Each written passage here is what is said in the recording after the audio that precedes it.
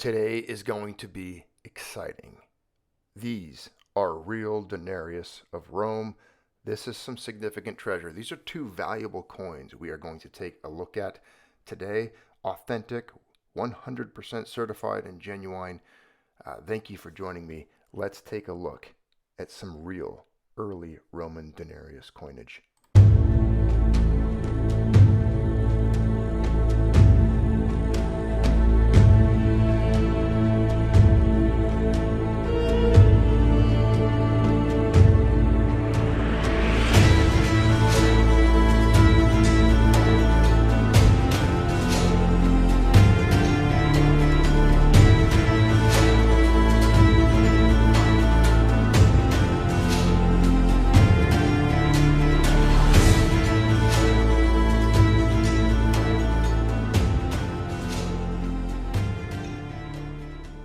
Now, we couldn't make this video, it wouldn't even remotely be possible, if it wasn't for a dear friend and benefactor of this channel, who is allowing us to be caretakers and stewards of what is essentially museum pieces.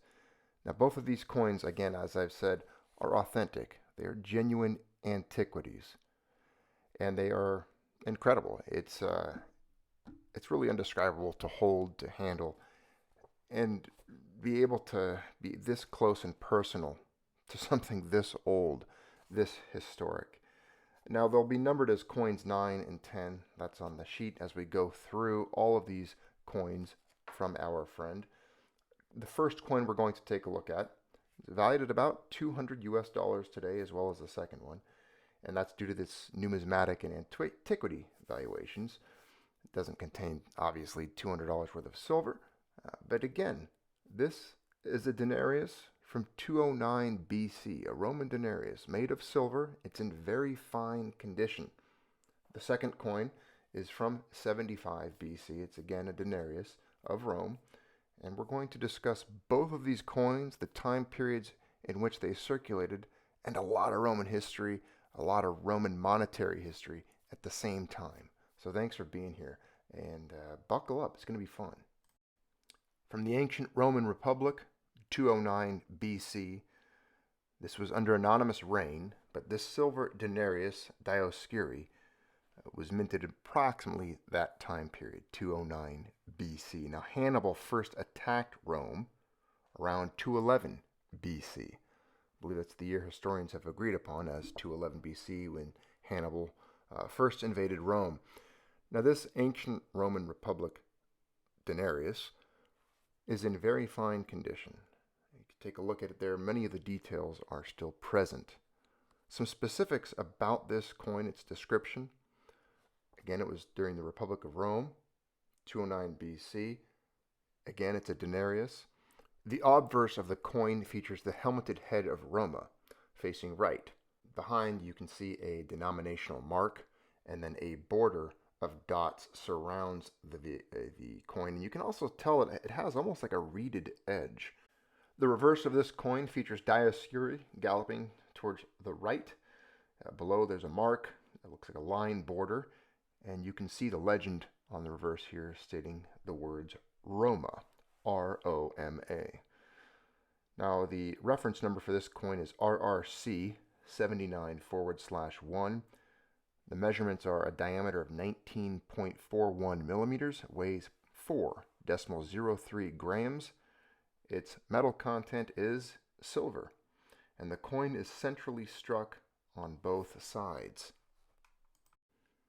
Now, we've touched on Roman debasement and devaluation of currency in the past, only briefly. I've done a few videos here and there. We've talked about the Roman economy, how it broke down, the fall of Rome. But let's really get into their coinage now. So join me as we read about the denarius. The denarius was the standard Roman silver coin from its introduction in the Second Punic War, circa 211 BC, to the reign of Gordian III, AD 238 to 244, when it was gradually replaced by the Antoninianus. It's a very difficult word for me every time I come across it. It continued to be minted in very small quantities, likely for ceremonial purposes, until and through the Tetrarchy 293 to 313. The word denarius is derived from the Latin denae, containing 10, as its value was originally of 10 asses. Now, I know that's a very funny word. We all laugh when we say it, and I forgot to define it in the last video, but I will define it for you now. The Roman ass, or as, however you wish to pronounce it, but it is pronounced asses when you read it plural. The definition of this, and it's rendered into Greek as well from aserion or aserai as plural, was a bronze and later a copper coin used during the Roman Republic and throughout the Roman Empire. These were a small copper or bronze coin, and a denarius made up approximately 10 of these small copper or bronze coins. So no more laughing, Mrs. Maltby, when we use the word asses in discussing Roman money. It's just talking about small little copper coins. Now the word denarius, we just talked about it. It refers to containing 10 of those little copper asses. Well, the word itself has traveled through many languages over the course of human history. As we know, in Italian, there's denaro, Slovene, a dinar, Portuguese, dinheiro, and Spanish, dinero. So as you can see, the word for a denarius, it is present, even in modern times, in referring to various currencies or units in other nations' money. Now, I just said the word money, and even the word money comes from this ancient time period. We've referred in the past to the word moneta. Well, I'll read this to you. In Roman mythology, moneta was a title given to two separate goddesses. The goddess of memory, identified with the Greek goddess, and I'm going to mispronounce this, it's Mnemosyne, and an epithet of Juno, called Juno Moneta. The latter's name is source of numerous words in English and the Romance languages, including the words money and mint. The cult of the goddess Moneta was established largely under the influence of Greek religion that featured the cult Mnemosyne, the goddess of memory and the mother of the muses. The goddess's name was derived from Latin monere, which means to remind, warn, or instruct. She is mentioned in a fragment of Livius Andronicus, Latin Odyssey, Nam divas monetas filia docuit, since the divine daughter of Moneta has taught. Now bear with me here. There's a lot to cover, and I'm telling you, the roots of everything we say and discuss when it comes to money itself dates back to these time periods and these videos here. Now the epithet moneta, given to Juno, more likely derives from the Greek word moneres and means alone, unique. By Andronicus's age, the folk etymology deduction from monere prevailed, and so he could transform this epithet into a separate goddess, the literary but not religious counterpart of Greek Mnemosyne. Juno Moneta, an epithet of Juno, was the protectress of funds. As such, money in ancient Rome was coined in her temple. Does it make sense now? Moneta, the protectress of funds, they would then coin their money in her temple. The word moneta is where we get the words money or monetize, used by writers such as Ovid, Martial, Juvenal, and Cicero. In several modern languages, including Russian and Italian, moneta, Spanish moneda, is the word for a coin, for coin. As with the goddess Moneta, Juno Moneta's name is derived either from the Latin monere, since as protectress of funds she warned of instability, or more likely from the Greek moneres, meaning alone or unique. According to the Suda, a Byzantine encyclopedia, which uses the Greek names of the goddess, she was called Moneta because when the Romans needed money during the wars against Pyrrhus and Taranto, they prayed to Hera, and she replied to them that if they hold out against the enemies with justice, they would not go short of money. After the wars, the Romans honored Hera Moneta, that is, advisor, invoking the Latin verb moneo, warn, advise, and determined to stamp the image in her temple.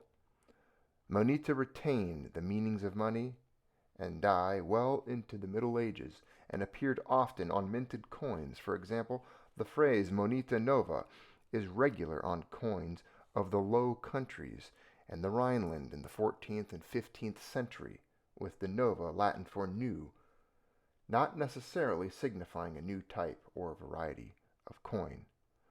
So again, these are the roots. Again, this is the roots of Western civilization, the roots of money and coinage. That's why we're starting here. That's where this journey begins. And here you can hear for yourself and see these images of the very first coins of Western civilization, where it all comes from, where it all began, the symbolism, the metals we use. It's incredible. It really is incredible. Now let's talk about a little bit, before we get into the remainder of this material, the fineness of early Roman imperial silver coins.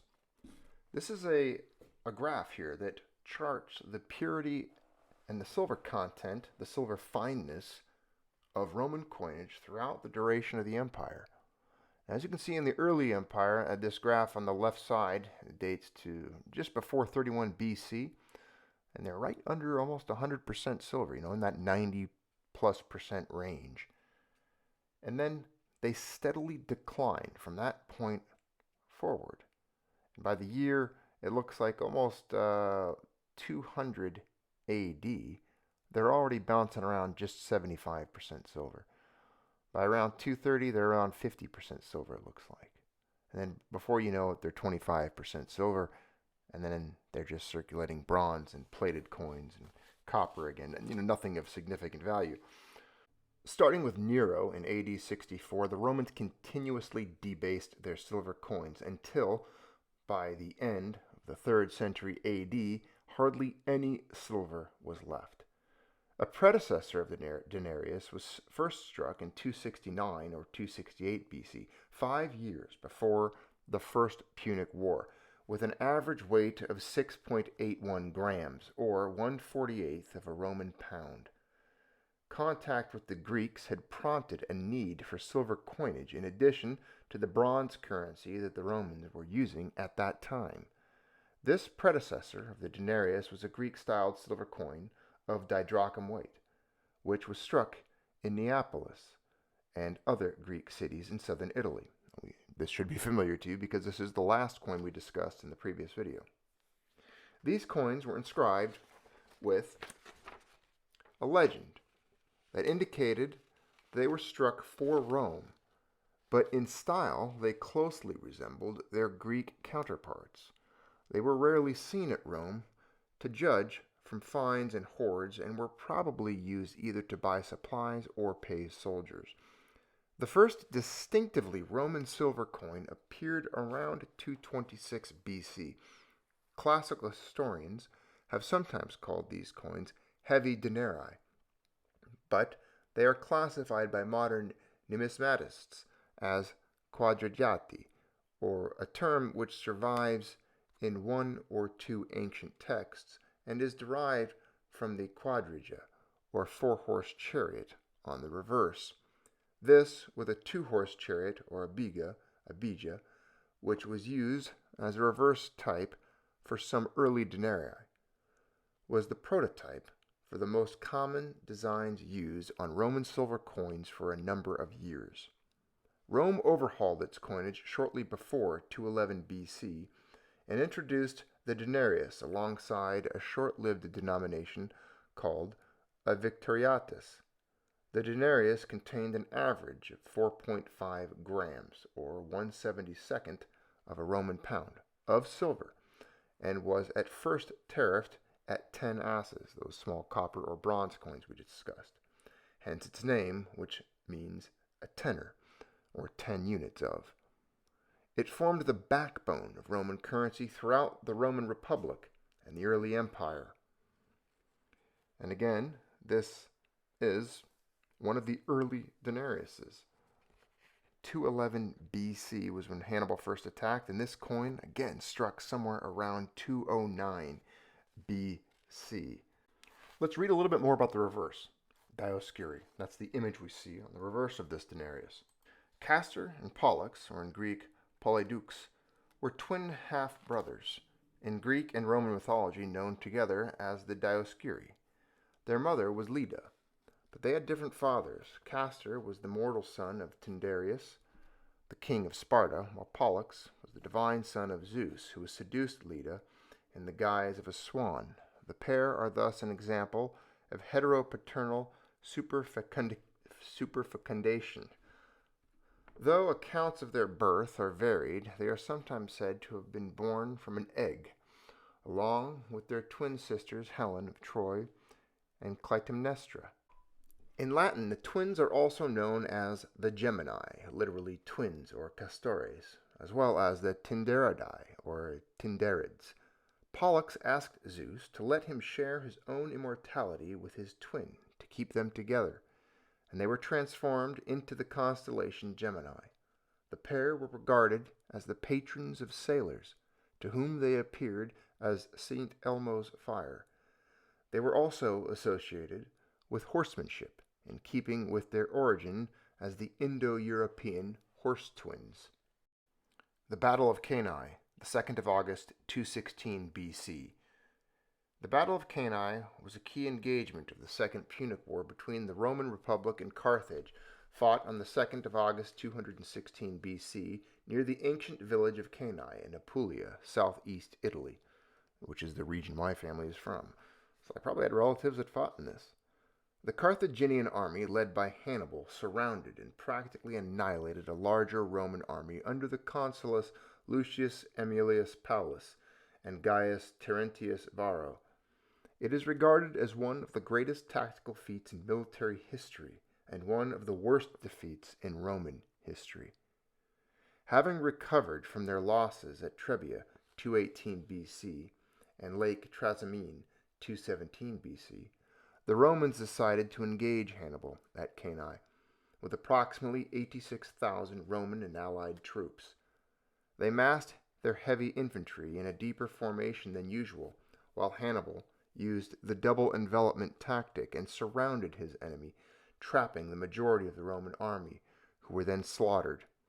The loss of life on the Roman side was one of the most lethal single days fighting in history. Adrian Goldsworthy equates the death toll at Cani to the massed slaughter of the British army on the first day of the Somme offensive in 1916. Only about 15,000 Romans, most of whom were from the garrisons of the camps and had not taken part in the battle, escaped death. Following the defeat, Capua and several other Italian city-states defected from the Roman Republic to Carthage.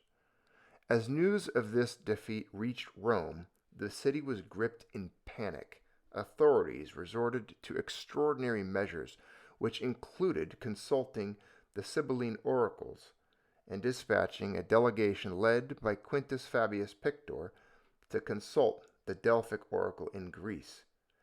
To raise 2 new legions, the authorities lowered the draft age and enlisted criminals, debtors, and even slaves. Despite the extreme loss of men and equipment and a second massive defeat later that same year at Silva Litana, the Romans refused to surrender to Hannibal. His offer to ransom survivors was brusquely refused. The Romans fought for 14 more years until they achieved victory at the Battle of Zama.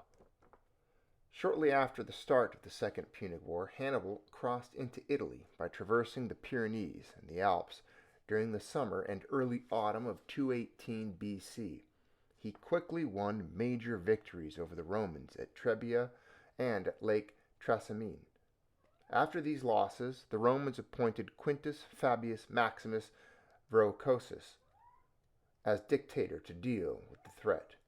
Fabius used attrition warfare against Hannibal, cutting off his supply lines and avoiding pitched battles. These tactics proved unpopular with the Romans, who, as they recovered from the shock of Hannibal's victories, began to question the wisdom of the Fabian strategy, which had given the Carthaginian army a chance to regroup.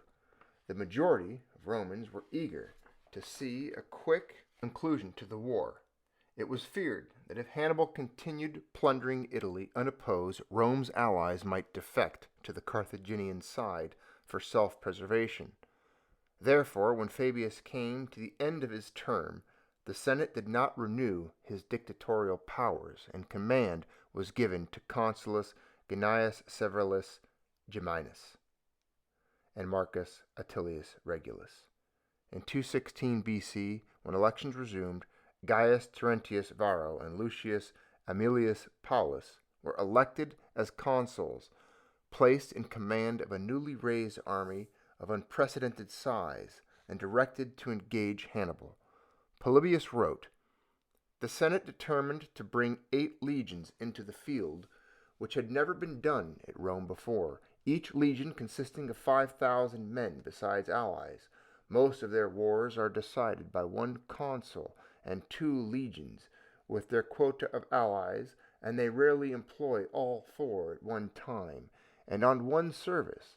But on this occasion so great was the alarm and terror of what would happen, they resolved to bring not only 4, but 8 legions into the field." Polybius, The Histories of Polybius. Never, when the city was in safety, was there so great a panic and confusion within the walls of Rome. I shall therefore shrink from the task and not attempt to relate what, in describing, I must make less than the reality. The consul and his army having been lost at the Trasimene the year before, it was not one wound upon another which was announced, but a multiplied disaster, the loss of 2 consular armies, together with the 2 consuls, and that now there was neither any Roman camp, nor general, nor soldiery, that Apulia and Samnium, and now almost the whole of Italy, were in the possession of Hannibal. No other nation, surely, would not have been overwhelmed by such an accumulation of misfortune. Livy, on the Roman Senate's reaction to the defeat. For a brief period, the Romans were in complete disarray. Their best armies in the peninsula were destroyed, the few remnants severely demoralized, and the only remaining consul, Varro, completely discredited. As the story goes, Rome declared a national day of mourning, as there was not a single person who was not either related to or acquainted with a person who had died. The Romans became so desperate that they resorted to human sacrifice, twice burying people alive at the Forum of Rome, and then abandoning an oversized baby in the Adriatic Sea, perhaps one of the last instances of human sacrifices by the Romans, apart from public executions of defeated enemies dedicated to Mars. Within just 3 campaign seasons, 20 months, Rome had lost 1/5, or 150,000, of the entire population of male citizens over 17 years of age. Furthermore, the morale effect of this victory was such that most of southern Italy joined Hannibal's cause. After Cani, the Hellenistic southern provinces of Arpi, Salapia, Hardonia, Uzentum, including the cities of Capua and Tarentum, 2 of the largest city-states in Italy, revoked their allegiance to Rome and pledged their loyalty to Hannibal. As Livy noted, how much more serious was the defeat of Cani than those which preceded it can be seen by the behavior of Rome's allies. Before that fateful day, their loyalty remained unshaken.